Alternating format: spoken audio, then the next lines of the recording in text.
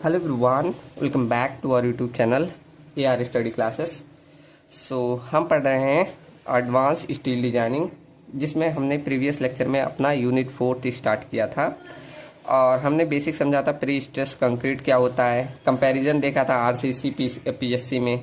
उसके बाद advantage disadvantage ये देख लिए थे, ये सब PDF में कवर किया था। उसके बाद मेथड देख लिया था और मैंने बोला था मैं स्टार्ट करूँगा एनालिसिस, लेकिन उससे पहले मैं एक चीज़ दिखा दूँ। ये मेरे पास प्रीवियस ईयर पेपर आया था, अभी आज ही मैं पाया हूँ इसको। देखो 2025-26 का है। तो इसमें एक क्वेश्चन पूछा है, क्या ये छठा क्वेश्चन आप देखेंगे, right a short notice on the following with net sketch. कौन सा? पहला है फ्रेसिनेट सिस्टम ऑफ प्री स्ट्रेसिंग और दूसरा है प्री स्ट्रेसिंग। ये दो टाइप, दो नहीं और भी होते हैं, सभी मैं पढ़ाऊंगा। तो ये क्या होता है? Anchorage device system. जैसे हमने पढ़ा था पोस्ट, देखो मैं यहाँ दिखा दूँ, हमने पढ़ा था क्या, पोस्ट टेंशनिंग सिस्टम पढ़ा था ना। तो यहाँ मैंने एंकरेज लगाया था। तो यही एंकरेज डिवाइस के सिस्टम होते हैं यही 4-5 प्रकार के, तो इन्हें पढ़ना है। तो आज इनको भी कवर कर लेते हैं, उसके बाद आज ही स्टार्ट कर दूंगा एनालिसिस।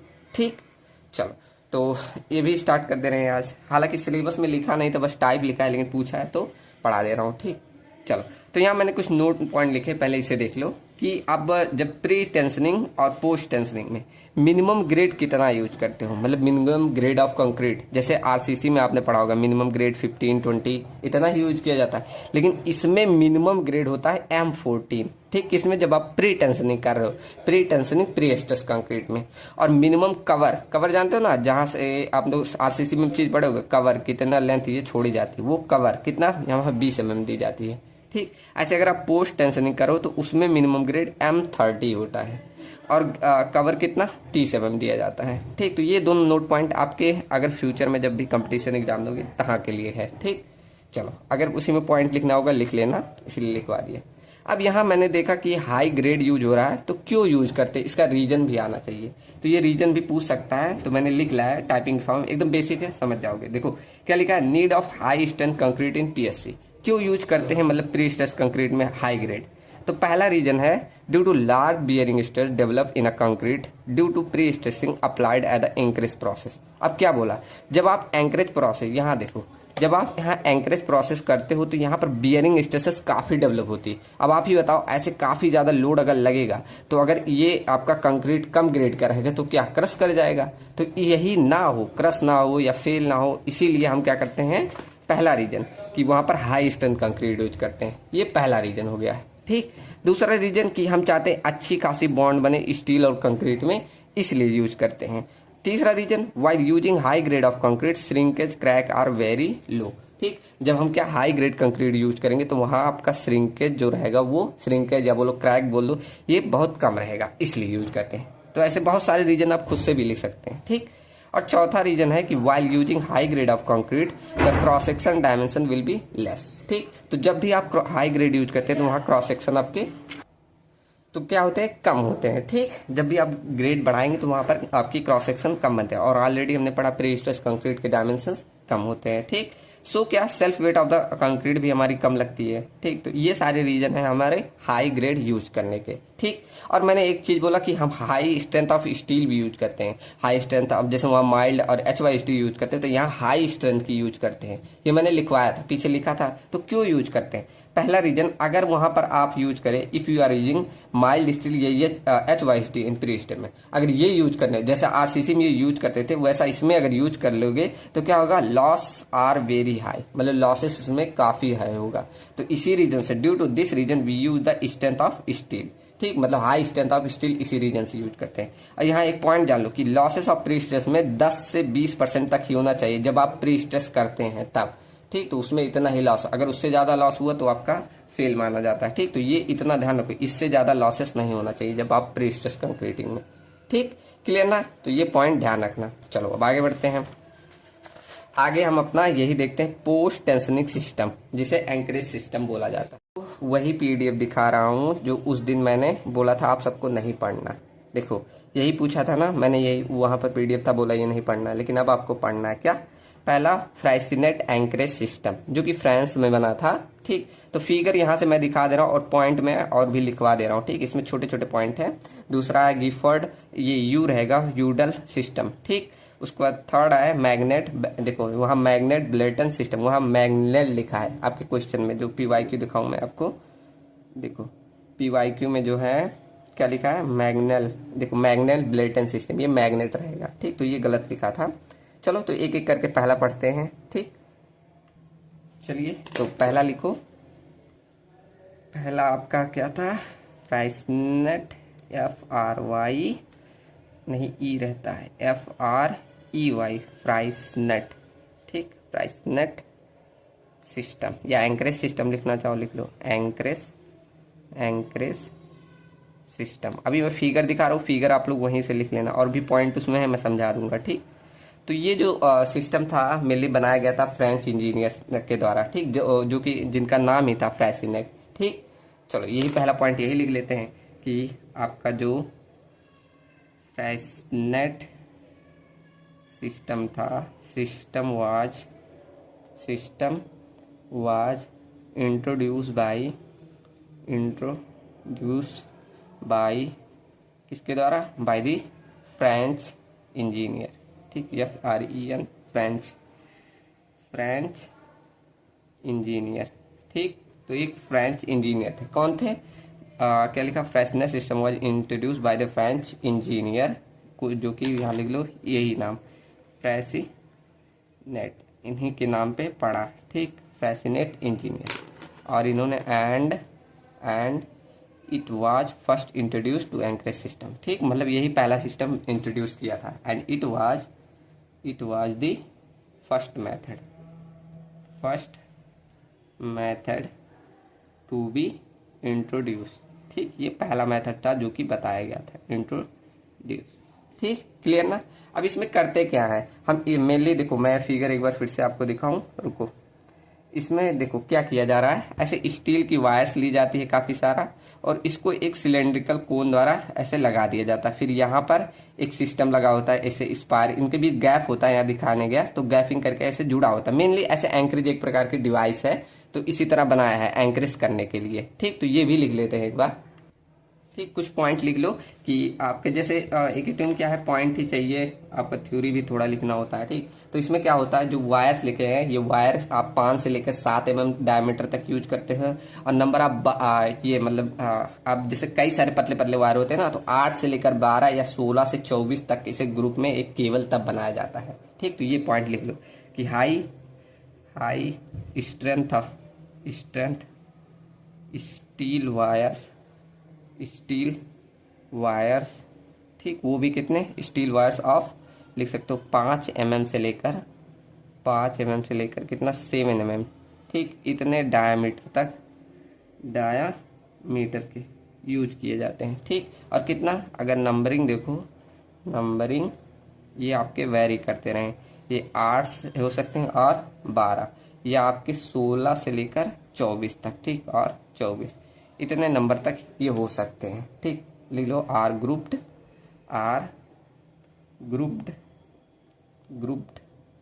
इनटू अ केबल, किसके हेल्प से, एक स्पाइरल ऐसे लगा होता है, ऐसे लिखो, with a helical spiral inside, ठीक, स्पाइरल इनसाइड, उसी की सहायता से इन्हों केबल की तरह ऐसे बना दिया जाता है। यहाँ पर ये क्या लिखा मैंने, into a cable with a helical, यहाँ स्पाइरल नहीं, हेलिकल स्प्रिंग इनसाइड, ठीक, इसे सही कर लेना, स्प्रिंग, ठीक, इनसाइड। क्या लिखा मैंने फिर से एक बार समझा दे रहा हूँ कि इसमें high strength of steel wire, जो कि 5 से लेकर 7 mm तक के डायमीटर, वो भी 8 से 12 नंबर आप स्टील वायर हो सकते हैं, या 16 से 24 हो सकते हैं, ठीक। इनको ग्रुप किया जाता है किसके साथ, एक हेलिकल स्प्रिंग आता है उसी की सहायता से, ठीक। अब जो ये स्प्रिंग होते हैं, ये प्रॉपर स्पेसिंग रखते हैं उन वायर के बीच में, इसीलिए प्रोवाइड किया जाता है, ठीक। तो ऐसे लिख लो, spring keeps proper spacing for the wires, ठीक, फॉर द वायर्स। तो ये जो आपका स्प्रिंग का क्या होता है, प्रॉपर एक स्पेसिंग रखता है वायर्स के बीच में, ठीक। उसके बाद क्या, ये जो आपने पूरा केबल बनाया, केबल को एक ऐसे डक्ट बना होता है, डक्ट समझ रहे, डक्ट मैंने पीछे भी बताया, उसी में एक केबल जो बनाया उसमें इंसर्ट करते हैं, ठीक। तो उसके बाद केबल क्या किए, जो आपने ये केबल बनाया, केबल इज इंसर्टेड इंसर्टेड किसमें, इन दी डक्ट।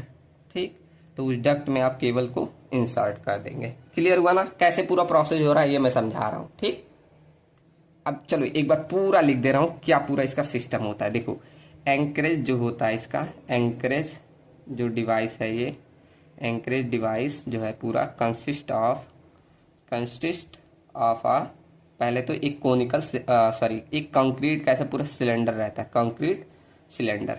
ठीक, सिलेंडर, और उसमें क्या होता है विथ आ अभी मैं एक बार फिगर दिखाऊंगा। ठीक, तो क्या लिखा, anchorage device consist of concrete cylinder with a concentric conical hole. ठीक, कोनिकल होल बना होता है उसमें, एंड उसमें ऐसे कॉरिगेटेड बने होते हैं सरफेस पे, एंड कॉरिगेशन एट नंबर लिखो ऑन ईच सरफेस। ठीक, उसके सरफेस पे ऐसे कॉरिगेशन बने होते हैं, एंड उसमें एंड पूरा चीज लिखवा दे रहा हूँ, उसके बाद अभी फिगर दिखा दूँ। एंड अ कोनिकल प्लग जो होता है कैरिंग ग्रुप्स ऑन सरफेस। ठीक, ग्रुप्स ऑन इट्स सरफेस। ठीक, अभी ये सारी चीजें मैं एक बार दिखा दे रहा हूँ। क्या लिखा, एंकरेज डिवाइस में एक कंक्रीट सिलेंडर बना होता है जिसमें कंसेंट्रिक कोनिकल होल बना होता है, जिसमें कॉरिगेशन सरफेस पे बना होता है, जिससे ऐसा ग्रुप की तरह दिखता है सरफेस पे। एक सेकंड में दिखाऊं फिगर फिर से। देखो ये फिगर आपके देखो एग्जाम में बनाने को बोला है तो फिगर जरूर बनाए। ठीक, देखो पहले मैंने क्या बोला, ऐसे पतले पतले वायर होते हैं जो कि 5 से 7 mm डाया के हैं। ठीक, अब इनकी संख्या कोई भी हो सकती है, या आपका 10 से 12 या 16 से 24 तक हो सकती है। उसके बाद देखो एक कोनिकल ऐसे कोन बना होता है, और ऊपर ये ग्रुप्स ऐसे बने होते हैं, इसे बोला जाता है फ्लूटेड मेल कोन। और ये जो ग्रुप्स बने होते हैं इसे बोला जाता है female anchorage with steel spirals. ठीक, इनमें ऐसे स्पेसिंग होता है, और ये डक्ट फॉर्मर बने होते हैं। तो ये कुछ आपका होता है फेरेसनेट एंकरेज सिस्टम। ठीक, क्लियर हुआ पहला, बस आपको ये पूरा पॉइंट लिखना है। अब यहाँ पूरा वही डिटेल में लिखा है, एक छोटे से पॉइंट में देखो इतने में लिख दिया कि इसमें सिलेंडर कोनिकल इंटीरियर में होता है, टेंसाइल वायर्स लगे होते हैं। ठीक, तो वो पूरा ऐसे शॉर्ट में लिखा है। इसका मेन एडवांटेज क्या है फ्रेशनेस सिस्टम का, कि ये लार्ज नंबर ऑफ वायर्स और स्टैंडर्ड कैन साइमल्टेनियस टेंशन कर सकता है, मतलब काफी ज्यादा वायर एक साथ में ये टेंशन प्रोवाइड कर सकता है। ठीक, ये इसका एडवांटेज है। ठीक, तो ये भी पढ़ लेना, मैं ये भी ऐड कर दूंगा पीडीएफ में। ठीक, क्योंकि इमेज ऐड ही करना है तो ये भी पॉइंट ऐड करवा दूंगा। ठीक, क्लियर हुआ ना पहला। अब चलो सेकंड देखते हैं, गिफर्ड यूडेल सिस्टम है। ठीक, ये वी नहीं रहेगा, ये यू रहेगा। ठीक, तो सेकंड देखते हैं। सेकंड आपका है, चलो मैं पॉइंट लिख दे रहा हूं। ठीक, मैं यहाँ सेकंड आपको पढ़ाने वाला हूँ। क्या, गिफर्ड यूडेल सिस्टम। ठीक, चलो मैं पॉइंट लिखवा दे रहा हूँ, अभी जल्दी हो जाएगा जिससे हम एनालिसिस भी पढ़ लें। ठीक, चलो तो सेकंड यहाँ देखो क्या है, गिफर्ड यूडेल सिस्टम क्या है। This system organized in the Great Britain, मतलब ये जो बनाया गया था कहाँ से, ग्रेट ब्रिटेन में। इट वाज, ये सबसे ज्यादा ग्रेट ब्रिटेन द्वारा बनाया गया, लेकिन सबसे ज्यादा इंडिया में यूज होता है यही। ठीक, this is a single wire system, ये मतलब जैसे इसमें मल्टी वायर होते हैं, यह क्या होता है, एक सिंगल वायर सिस्टम होता है जिसमें प्रत्येक वायर को इंडिपेंडेंट मतलब स्वतंत्र मतलब प्रत्येक वायर को एक एक करके independently using a double jack, मतलब स्ट्रेस किया जाता है इंडिपेंडेंटली। ठीक, किसके द्वारा, डबल जैक सिस्टम ये होता है उसी के थ्रू। ठीक, अब देखो आगे क्या लिखा है, एनी नंबर ऑफ वायर, इसमें मतलब कितने भी नंबर ऑफ वायर को एक साथ जोड़ा जा सकता है केबल बनाने के लिए। ठीक, वही लिखा, any number of wire can be group together to form a cable in this system. ठीक, और यहाँ पर जो एंकरेज डिवाइस का सिस्टम है दो, एक आपका होता है ट्यूब एंकरेज और सेकंड होता है आपका प्लेट एंकरेज, ये दो सिस्टम होते हैं। ठीक, अब ये कैसा फिगर होता है, फिगर आपको ध्यान रखना है, पॉइंट तो आपको ध्यान हो जाएंगे ही। ठीक, कुछ इस तरह होता है जिसमें ये आपके स्प्लिट कोन होते हैं, ये आगे लगा होता है। ठीक, उसके बाद हाई टेंसाइल वायर्स ऐसे लगे होते हैं, इसमें एक एक करके ऐसे स्ट्रेस किया जाता है इंडिपेंडेंटली। ठीक, अब इसमें कितने भी नंबर ऑफ वायर को आप स्ट्रेस कर सकते हो। ठीक, तो ये पूरा वही लिखा कि ये यूके में बनाया गया था, और इसमें split cone system spread of female cone anchorage to house the high tensile wire being against the steel plate. Each प्रत्येक वायर को सेपरेटली, देखो वही चीज लिखी है, बस इसमें एक ही पॉइंट में लिख दिया। ठीक, मैंने पॉइंट वाइज लिखवाया है। ओके, चलो अब अगला देखते हैं। अगला आपका है क्या, मैग्नेट ब्लेटन सिस्टम। ठीक, जो कि ये बेल्जियम में बनाया गया था। तो यही समझा दूं, चलो मैं लिखवा दे रहा हूँ पॉइंटर में, काफी छोटा पॉइंट है। चलो तो थर्ड आपका है मैग्नल ब्लेटन सिस्टम, जो कि आपके प्रीवियस ईयर पेपर में भी पूछा गया था। ठीक, देखो क्या होता है ये जो आपका फ्रेशनेस सिस्टम हमने पढ़ा था उसमें पहला सिस्टम हमने जो पढ़ा जो कि हमारा फ्रेशनेस सिस्टम था उसमें हम क्या कुछ ही वायर को स्ट्रेच कर सकते हैं एक टाइम पे, लेकिन इसमें जो मैग्नल ब्लेटन सिस्टम होते हैं इसमें दो वायर को एक साथ हम स्ट्रेच कर सकते हैं। कैसे, देखो ये आपका है, इसमें देखो मैग्नेट लिखा है, मैग्नेट नहीं रहेगा, मैग्नल ब्लेटन सिस्टम। ठीक, चलो तो यहाँ पर देखो ऐसे क्या एक बार यहाँ पर इस साइड एक बार इस साइड ऐसे वायर को लगा के स्ट्रेच, मतलब इसमें एक बार मल्टी वायर, यहाँ पर दो वायर दो वायर दो वायर, मतलब एक सीरीज में आप 8 वायर ऐसे आगे लिखा है देखो 8 नंबर ऑफ वायर को स्ट्रेच कर सकते हैं एक प्लेट में ऐसे। ठीक, तो मतलब इसमें क्या लिखा कि एक साथ आप 2 वायर को स्ट्रेच कर, लेकिन इसमें क्या सेवरल कुछ ही वायर को आप स्ट्रेच कर सकते हैं। ठीक, इस सिस्टम में क्या होता है, anchorage device consist of sandwich plate having grooves to hold the wires and the वेजल्स व्हिच आर आल्सो ग्रुप्ड। ठीक, तो मतलब ये कहने का मतलब इस सिस्टम में आप देखो जब ये मैग्नल वायर सिस्टम देखोगे तो इसमें ऐसे सैंडविच एक दूसरे से जो आपका ये सिस्टम है एक दूसरे के ऊपर सैंडविच है। ठीक, और इसमें ऐसे स्टील का वायर लगा के तब आप क्या करेंगे, स्ट्रेस करेंगे। ठीक, कुछ ऐसा सिस्टम होता है, फिगर ध्यान रख लो। ठीक, तो ये आपका मैग्नल ब्लेटन सिस्टम है। और एक पॉइंट लिखा है कि प्रत्येक जो प्लेट है 8 वायर कैरी करेगा बिटवीन 2 एंड पे, spacing of the wires and maintain by the spacer, इनके बीच में स्पेसर के थ्रू ये स्पेसिंग मेंटेन करेगा। और ऐसे 8 वायर को ये 1 2 3 4 5 6, इसमें तो छोटा बना है, ठीक 6 आ रहा, तो 8 वायर को एक साथ में ये कैरी करता है। ठीक, ये पूरा ये डिस्ट्रीब्यूशन सिस्टम है, ये हाई टेंसाइल वायर को दिखाया गया है, ऐसे पूरा आपको दिखाना है। ठीक, तो यही लिखा है, ये देख लेना। चलो ठीक, समझ में आया ना। अब चौथा देखो, चौथा आपके क्या है, BBRV सिस्टम। ठीक, ये कहां पर बनाया गया था, स्विट्जरलैंड में। अब स्विट्जरलैंड में, ठीक, अब इसका फुल फॉर्म देखो क्या लिखा है, बिस्केनमियर। अब देखो ये थोड़ा इरेज हो गया है, इसका फुल फॉर्म सर्च कर लेना आप लोग। ठीक, यहाँ देखो दिख नहीं रहा, यस लिखा है कि आई लिखा है। ठीक, ये देख लेना फुल फॉर्म उसका।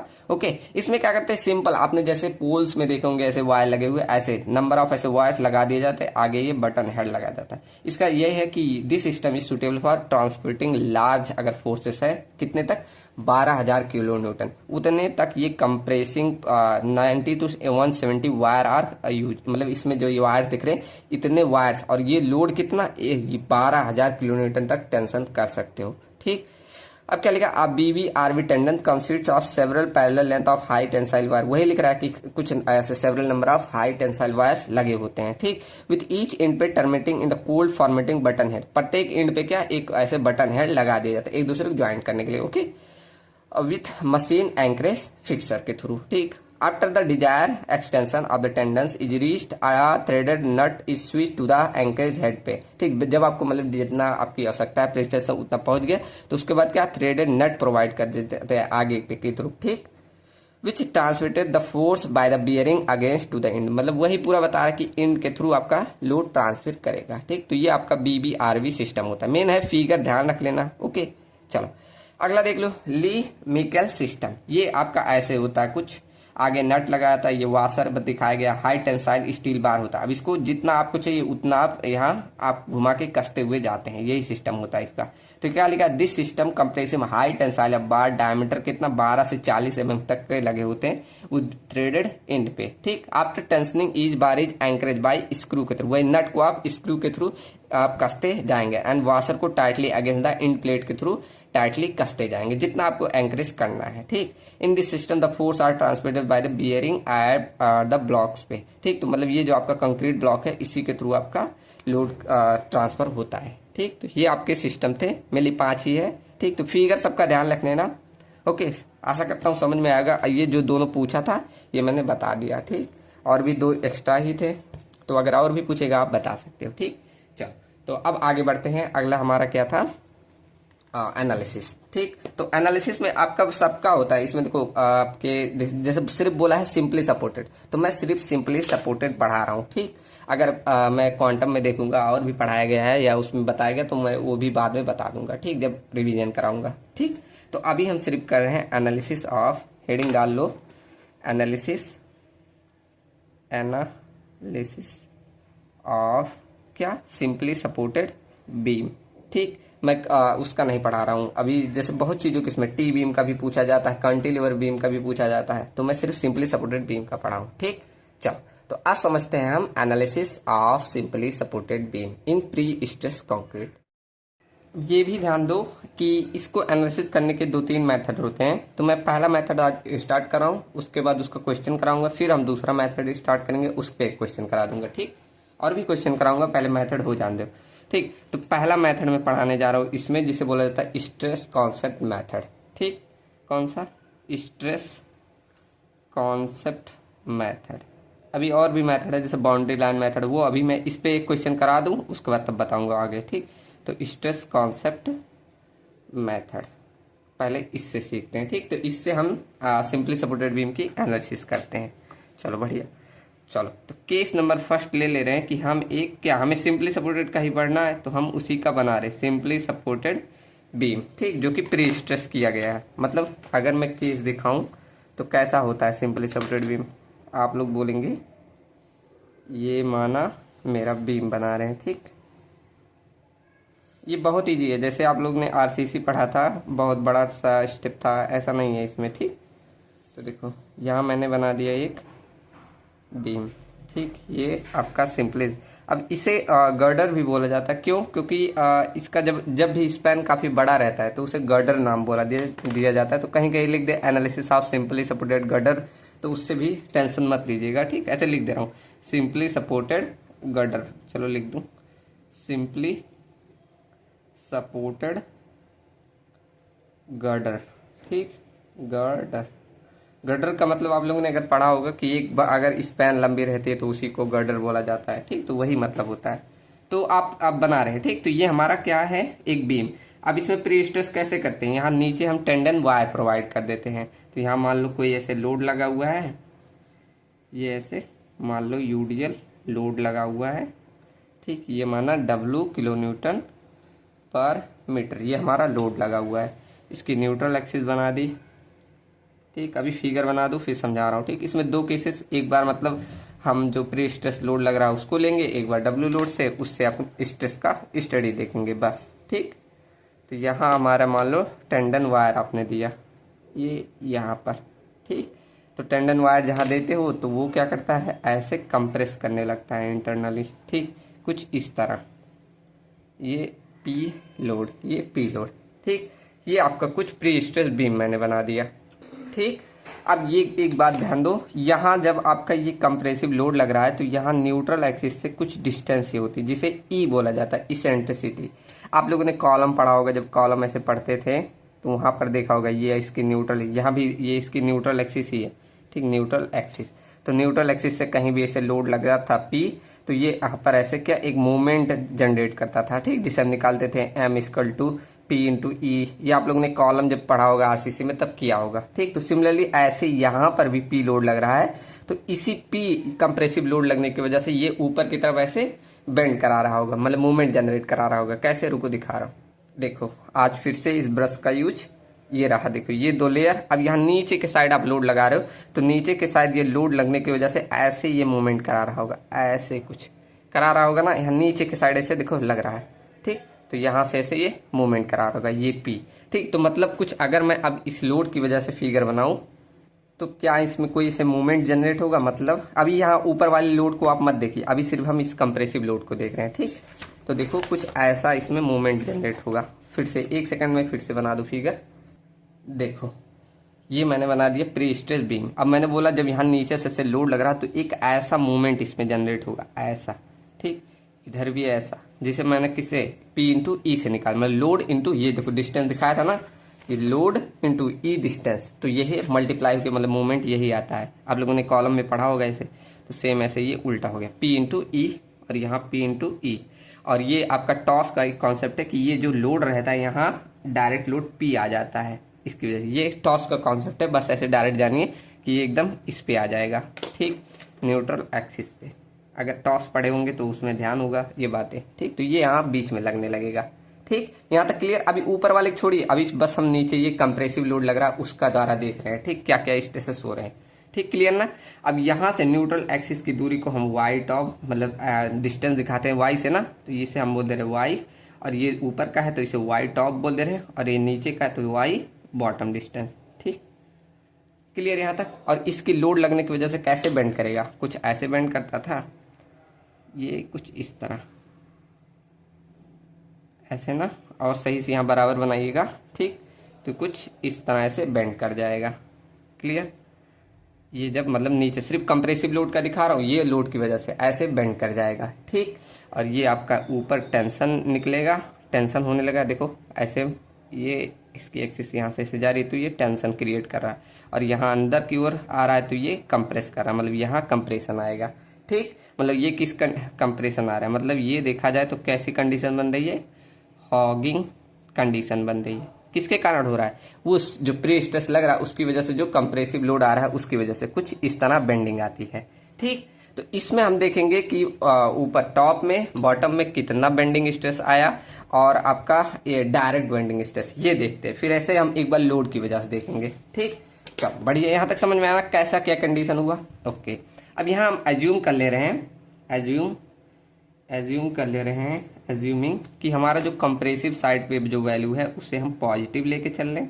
अब दोनों को चाहे जो ले लेना। ठीक, कंप्रेशन साइड को मैं पॉजिटिव वैल्यू लेके चल रहा हूँ, और जो टेंशन में है उसको निगेटिव दे रहा हूँ। ठीक, आप चाहे तो उल्टा कर सकते हैं साइन, कोई बात नहीं। अभी जब लास्ट में फॉर्मूला निकलेगा आप कहेंगे हाँ चाहे हम ये ले ले चाहे वो ले ले। ठीक, तो ये हम अज्यूम करके चलें। ठीक, तो पहला कंडीशन में निकालना हो कि इसमें डायरेक्ट स्ट्रेस कितना आ रहा है, ये पी लोड लगने की वजह से डायरेक्ट स्ट्रेस कितना जनरेट हो रहा है। ठीक, तो क्या निकालना हो, अभी जब एक बार पूरा ये पढ़ लेंगे तब आपको समझ में आएगा क्या चल रहा है। ठीक, अभी आप बस सुनते जाइए। तो कंडीशन फर्स्ट क्या लिया मैंने कि डायरेक्ट स्ट्रेस कितना आएगा, डायरेक्ट स्ट्रेसेस। अब डायरेक्ट स्ट्रेसेस क्या होता है, ऐसे लोड लगा उसकी वजह से डायरेक्ट स्ट्रेसेस का क्या आता है, तो आपने देखा कि इसमें दोनों साइड में आपका कंप्रेशन ही होता है। डायरेक्टली जो लोड लगे मतलब ऊपर भी कंप्रेशन और नीचे भी कंप्रेसिव होता है, पीछे पड़ा। तो डायरेक्ट स्ट्रेस ऑलवेज आपका कंप्रेशन जोन में होता है, जो कि सब हमेशा पॉजिटिव ही आएगा। ठीक, मतलब डायरेक्ट स्ट्रेस निकालोगे तो क्या होता है, स्ट्रेसेस इक्वल टू क्या होता है, फोर्स अपॉन एरिया। तो ये आपका फोर्स अपॉन एरिया ये हो जाएगा, जो कि हमेशा पॉजिटिव रहेगा, ऑलवेज ऑलवेज ऑलवेज पॉजिटिव। ठीक, ओके, तो ऐसे हम डायरेक्ट स्ट्रेसेस निकाल लेंगे। बढ़िया, अब कंडीशन सेकंड में निकालते कि इसकी वजह से जो बेंडिंग आया वो देखते हैं कि बेंडिंग स्ट्रेसेस कितना आएगा। ठीक, तो कंडीशन नंबर 2 लूँ, कंडीशन नंबर सेकंड। ठीक, क्या हम निकाल रहे हैं, बेंडिंग स्ट्रेसेस को। ठीक, तो आप लोगों ने सोम में पढ़ा होगा बेंडिंग इक्वेशन, पढ़ा है सबने, क्या पढ़ा, बेंडिंग इक्वेशन क्या होता है, M upon I equal to sigma upon Y equal to E upon R. ठीक, ये आपने पढ़ा होगा, क्या होता है ये बेंडिंग इक्वेशन।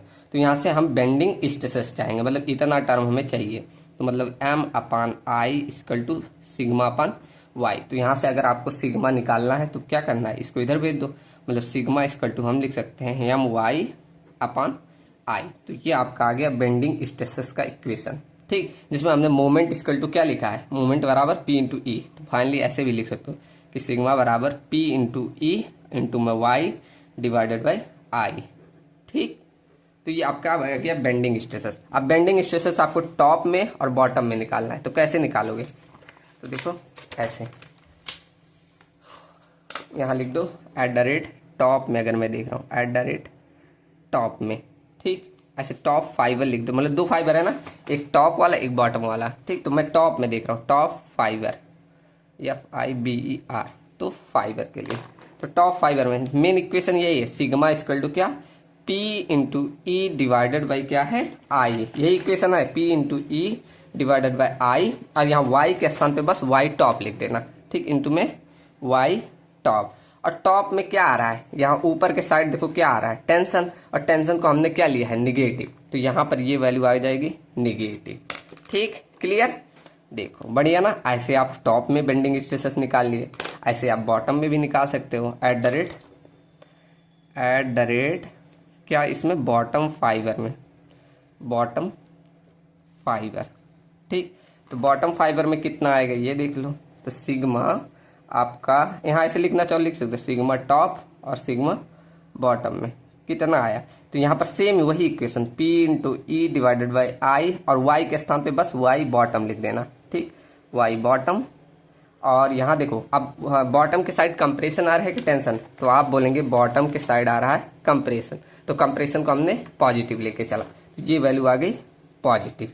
ठीक, क्लियर ना। तो यहाँ से आपको निकालना आ गया ना कि इस आपका जो टेंडन वायर की वजह से जो कंप्रेशन लग रहा था उसकी वजह से क्या डायरेक्ट स्ट्रेसेस आया और बेंडिंग स्ट्रेसेस कैसे, टॉप फाइबर पे बॉटम फाइबर पे कितना आया, ये हमने एनालिसिस कर लिया। ठीक, अब सेकंड कंडीशन लेते हैं। सेकंड कंडीशन लोड की वजह से क्या होगा।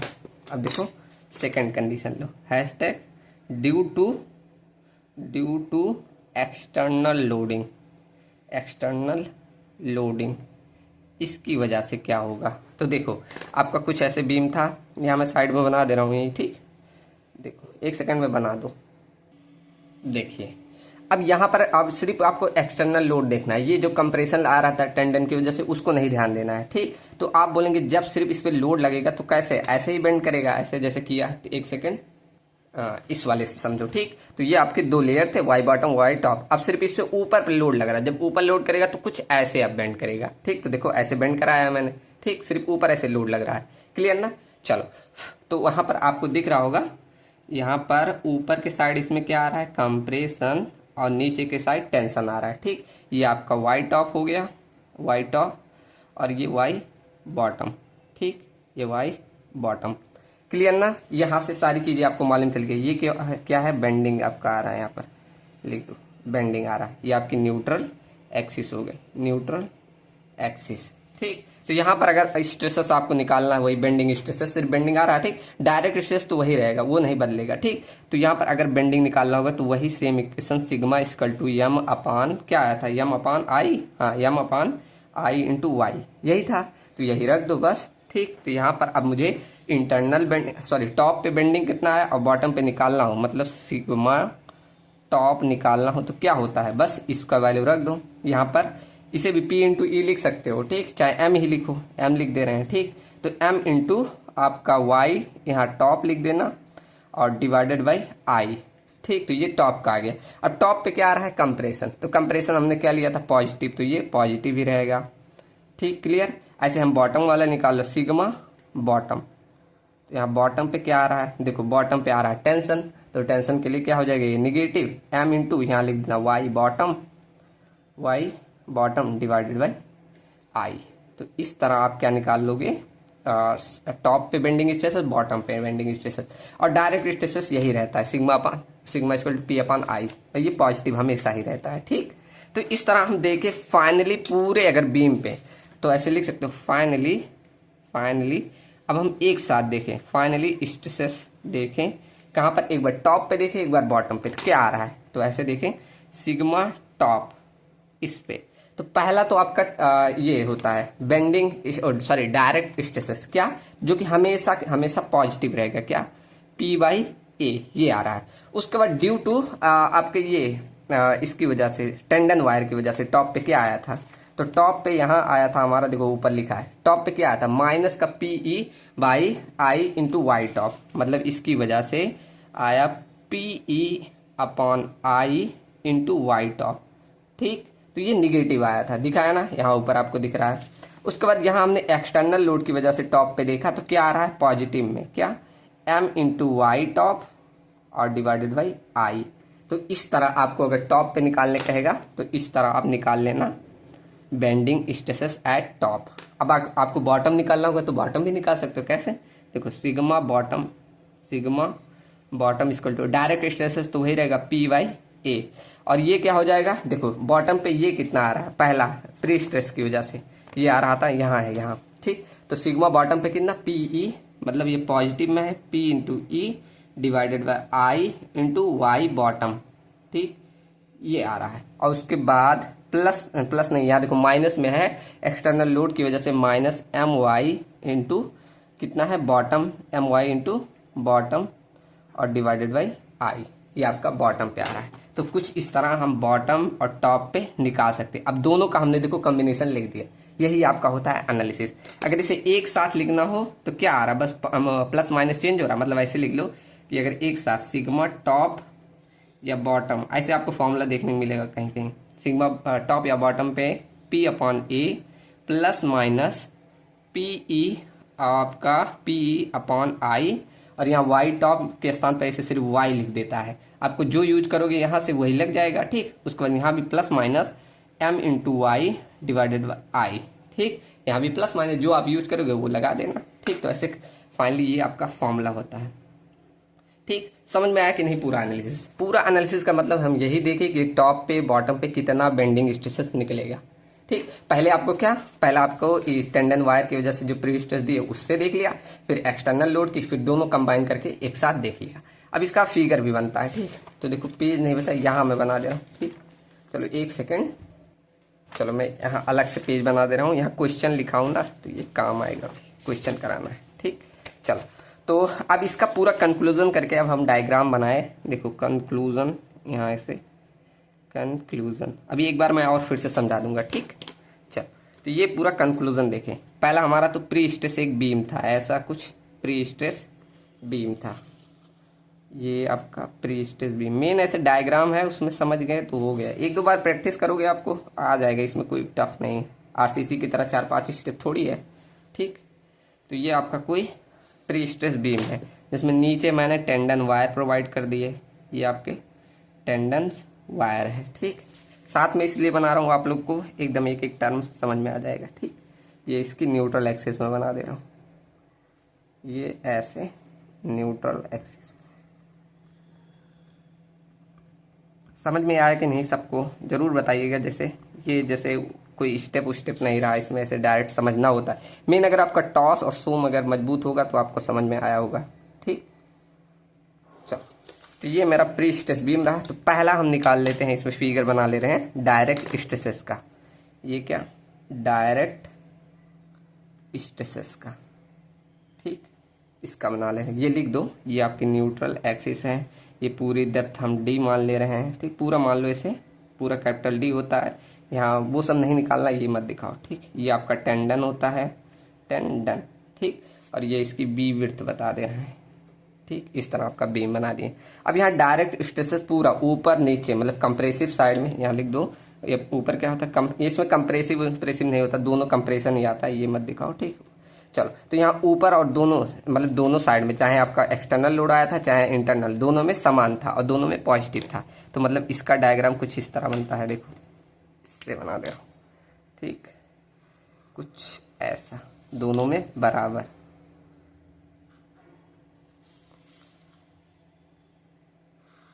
ये रहा, ठीक।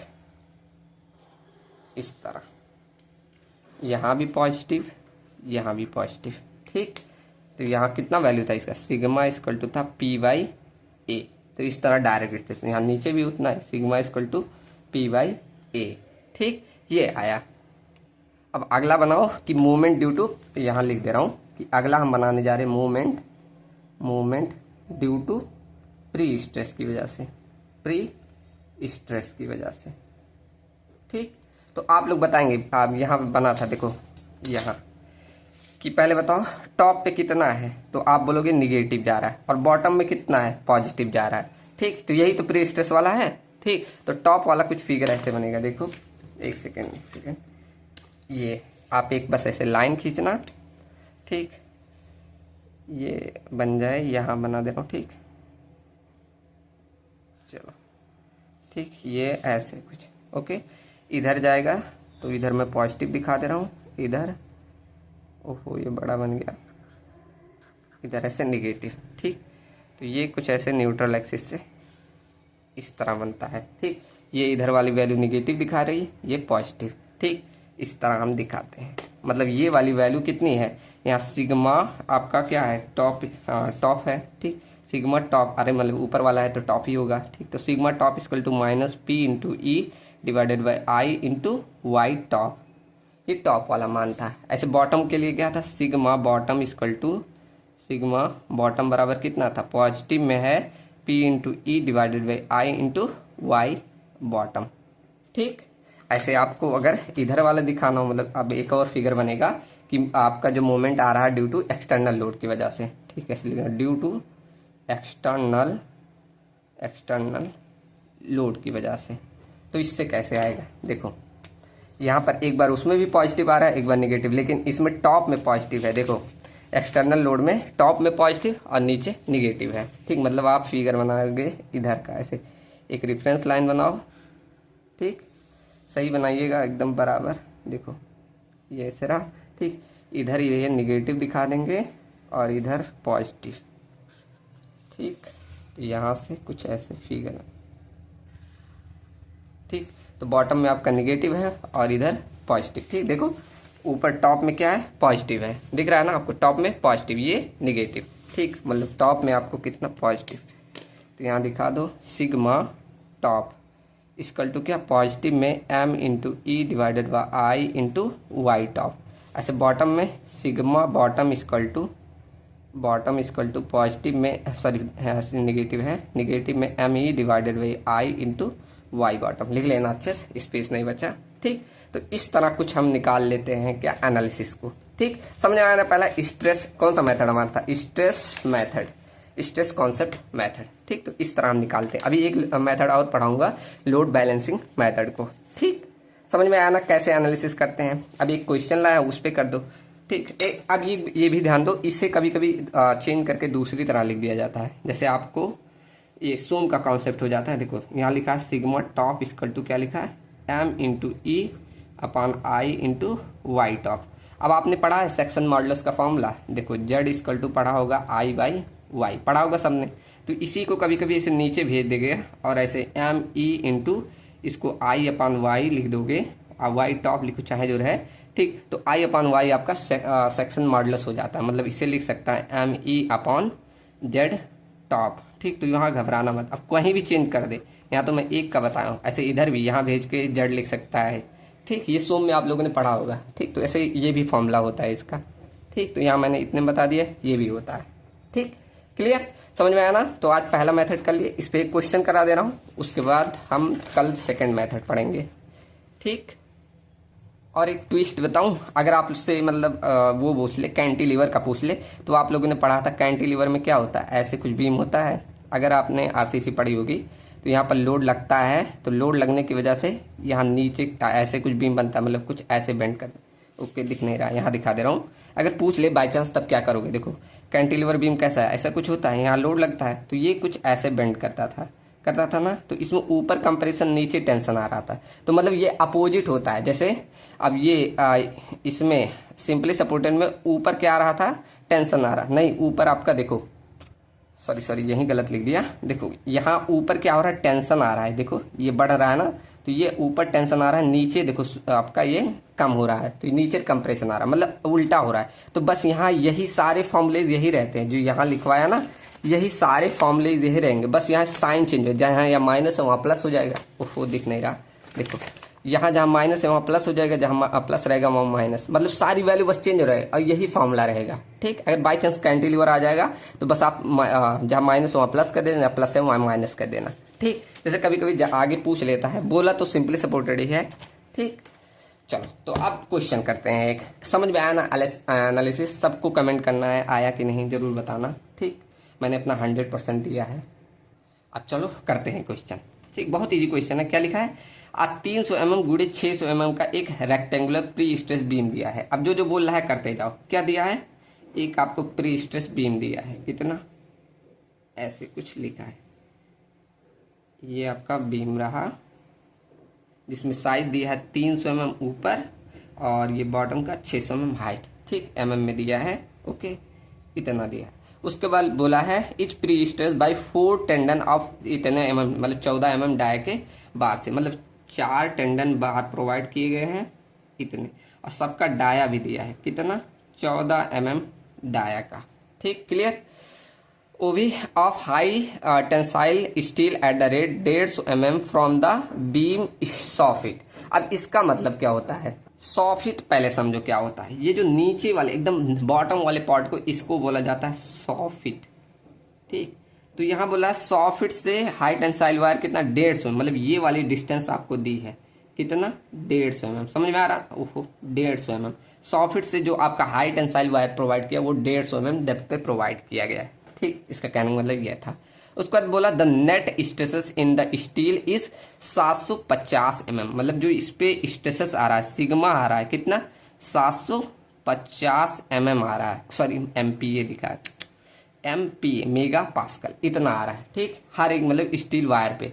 ठीक, तो बोला है what is the maximum bending, मतलब कितना मैक्सिमम बेंडिंग अप्लाई करे सेक्शन पे कि उस पे कोई भी टेंशन इस बीम सॉकेट पे ना आए। तो आपको मेनली M निकालना है, मैक्सिमम बेंडिंग M। ठीक, वो भी किस पे बोला है, maximum bending that can be applied at the section no tension in beam socket. Socket मतलब नीचे बॉटम फाइबर में। ठीक, कितना आपका आना चाहिए मैक्सिमम बेंडिंग। ठीक, चलो करते हैं। तो पहले जो जो चीजें दी है उससे कुछ निकाल सकते हो। देखो ये आपका मान लो यहाँ न्यूट्रल एक्सिस आधे पे रहता है, न्यूट्रल एक्सिस। ठीक, तो ये वाली डिस्टेंस कितना हो जाएगा, 600 का आधा ये 300 और ये आधा 300। तो यहाँ से इतना कितना बचेगा, यहाँ 150 घटा दो तो ये 150 इधर भी बचेगा। ठीक, ये पूरी डिस्टेंस होगा, ऐसे लिख दो, ये पूरा यहाँ से आ गया। मतलब ये आपका क्या है, वाई टॉप है और ये क्या है, वाई बॉटम है। ठीक, और यहाँ लेकिन बोला है कि at section with no tension, कहाँ पर, बॉटम में। मतलब यहाँ कहने का क्या है कि एज अ गिवन क्वेश्चन, ठीक, बोल रहा है कि नो टेंशन